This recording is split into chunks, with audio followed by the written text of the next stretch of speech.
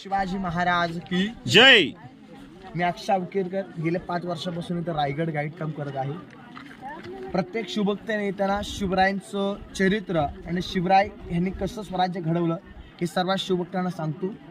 आणि हे मार्गदर्शन रायगडावरती मी गेले MTDC ट्रेनिंग मार्फत गव्हर्नमेंटच्या थ्रू आम्ही गाईड काम करतो.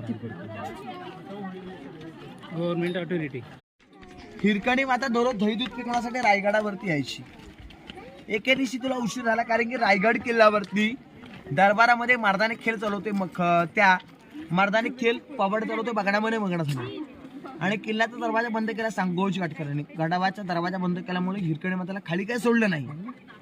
सांगोजी काटकर म्हटले तुझे राहण्यापणा सो मी रायगड किल्ल्यावरती करतो तू वरती राहा. माता काय ऐकली नाही.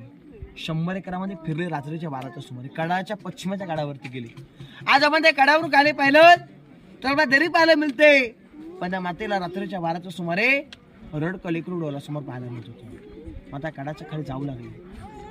मध्ये गेल्याच्या नंतर मातेचं अंगवस्त्र फाटले, काटे उडले, रक्त भांबाळ झाली. पण आईने जीवाची पर्वा नाही केली. गडाच्या खाली गेली. बाळाला कडेवरती घेतला. माय ममतेने कवटलं.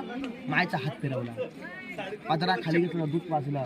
पाटणी सकाळी समजतात 2 मावळे पाठवले. 2 मावळे पाठवतात. पालखीत बसून वरताना दरबारामध्ये 4.5 स्वागत केलं. महाराज म्हणले काय पाहिजे ते मागा.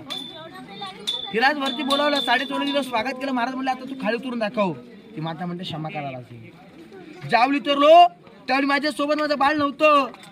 त्यावेळी मला माझं बाळ दिसत होतं खाली. आणि आता उतरा सांगताय तर आता दर दिसते. आणि माझ्या बाळावरती माझं बाळ, कड्यावरती माझं बाळ. आता मी उतरू शकत नाही. कडा तासला बुरुजाला नाव दिले हिरकणीचा बुरुज. आणि खालच्या वाढण्यावर दिले हिरकणीची वाडी म्हणून. अशा हिरकणीची कविता.